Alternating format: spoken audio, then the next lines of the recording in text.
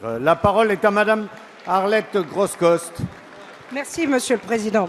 Ma question s'adresse à Monsieur le ministre de l'Économie. Le 12 mai 2015, vous avez participé à la signature de la première opération financière au titre du plan d'investissement pour l'Europe.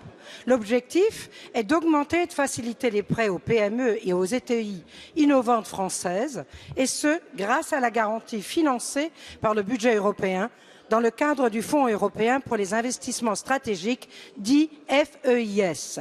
À cet effet, un accord financier a été signé entre le Fonds européen d'investissement et BPI-France.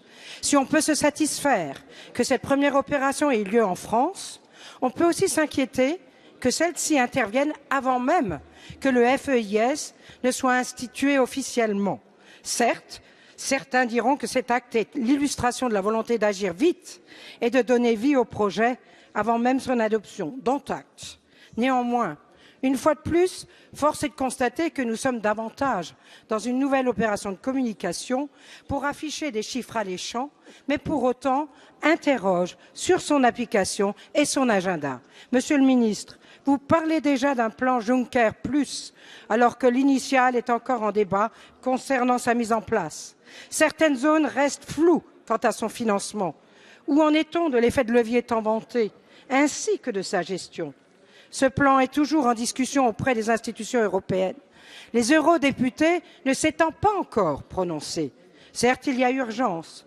Aussi, je vous demanderai de bien vouloir nous apporter des éléments plus clairs sur ce dispositif quant à son application effective. Je rappelle qu'initialement, ce plan nous avait été présenté comme visant à financer de gros projets européens. Or, cette première signature illustre seulement une ouverture de crédits supplémentaires visant à étoffer l'offre de la BPI. Je vous remercie. Merci Madame Groscost. La parole est à Monsieur Emmanuel Macron, ministre de l'Économie, de l'Industrie et du Numérique. Merci Monsieur le Président, Mesdames, Messieurs les députés. Madame la députée, vous avez raison de dire que le plan dit Juncker est en cours de discussion et sera probablement finalisé fin juin. Un vote a eu lieu au Parlement européen à la fin du mois d'avril qui a permis d'en dessiner les contours. Néanmoins, de quoi s'agit-il? De 21 milliards d'euros d'argent public à la fois de la BEI et du budget pluriannuel communautaire qui sont remobilisés pour, par effet de levier, déclencher de l'investissement public et privé à hauteur de 315 milliards d'euros. C'est un pas important. Il est insuffisant au regard des besoins d'investissement public et privé européen. Mais c'est déjà un pas important et il faut commencer vite. La France a poussé avec d'autres États membres pour que, dès à présent et sans attendre la finalisation de l'architecture juridique et de cet accord, nous puissions déclencher ces crédits. Aussi, la BEI a-t-elle mis en place un guichet intermédiaire pour faire l'avance. C'est sur la base de ce guichet intermédiaire que la BEI est en train d'examiner une dizaine de projets.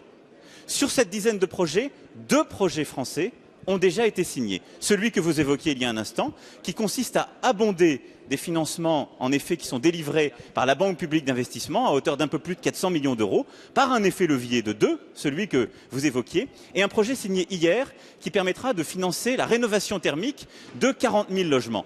C'est la preuve que le plan Juncker avance. Et c'est une nécessité. Il avance sur la base de l'effet de levier qui est sa philosophie. On mobilise de l'argent public communautaire pour déclencher à la fois des garanties et donc du prêt bancaire et de l'investissement privé.